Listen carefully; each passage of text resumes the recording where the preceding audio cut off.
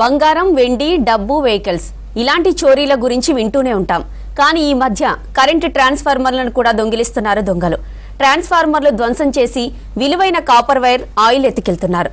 Copper చోరీలతో ట్రాన్స్కో సంస్థకు కోట్లలో నష్టం వస్తుండగా కరెంటు సప్లై ఆగిపోయి రైతులు ఇబ్బంది పడుతున్నారు.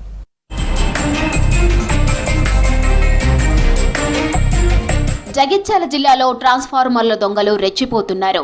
Nerella, Korutla rural, Metpalli town, Jagtial rural mandal, Polasa, Ibrahimpatnam, వెలగటూర్, Medipalli, Dharmapuri, గొళ్లపల్లితో పాటు గోదావరి పరివాహక ప్రాంతాల్లో ఎక్కువ దొంగతనాలు జరుగుతున్నాయి.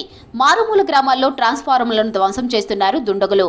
చోరీ చేసిన కాపర్ ఆయిల్ను నిజామాబాద్, ఆదిలాబాద్, మహారాష్ట్రకు తరలిస్తున్నారని అనుమానం వ్యక్తం చేస్తున్నారు పోలీసులు. ట్రాన్స్ఫార్మర్ ఏ పాటు కాపాటు తీసేసిన తర్వాత మేము ఇక్కడికి వచ్చి చూసి పోలీసులను సంప్రదించగా SSR గారు వచ్చి చూశారు. ఇక్కడికి వచ్చి ఒకటి మాకు మీరు భయం చేయద్దు, దిగ్బంది కావద్దు అని మేము ఇస్తాం, కానీ మా సాధ్యమైన ఇస్తాం అని సార్ మాకు చెప్పగానే వ్యవసాయ పంపు సెట్లకు పవర్ సప్లై చేసేందుకు 16 kV, 25 kV సామర్థ్యం ట్రాన్స్ఫార్మర్లు ఏర్పాటు చేస్తూ ఉంటారు.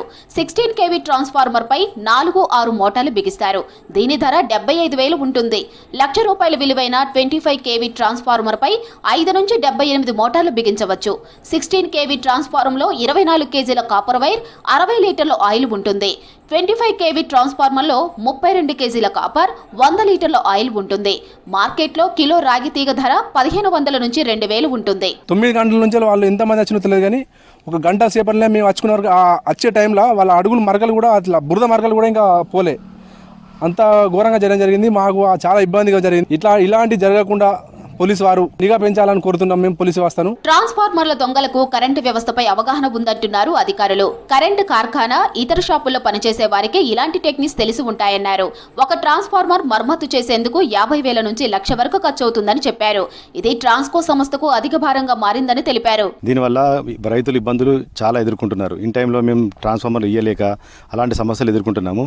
రైతులకు కూడా మేము అవేర్నెస్ ప్రోగ్రామ్స్ కూడా కండక్ట్ చేస్తున్నాం. విలేజ్ వైజ్గా రాత్రి సమయాలలో గస్తీ ఏర్పాటు చేసుకోండి, ట్రాన్స్ఫార్మర్లకు సేవ్ చేయాల్సిన బాధ్యత కాస్త మీకు కూడా ఉంటుందని చెప్పేసి మేము వినియోగదారులకు రిక్వెస్ట్గా మేము ప్రోగ్రామ్స్ కండక్ట్ చేస్తున్నాము. రాత్రి వేళల్లో పోలీసులు నిఘా పెంచి ట్రాన్స్ఫార్మర్ల ధ్వంసం, చోరీలు జరగకుండా చూడాలని కోరుతున్నారు విద్యుత్ శాఖ అధికారులు, రైతులు.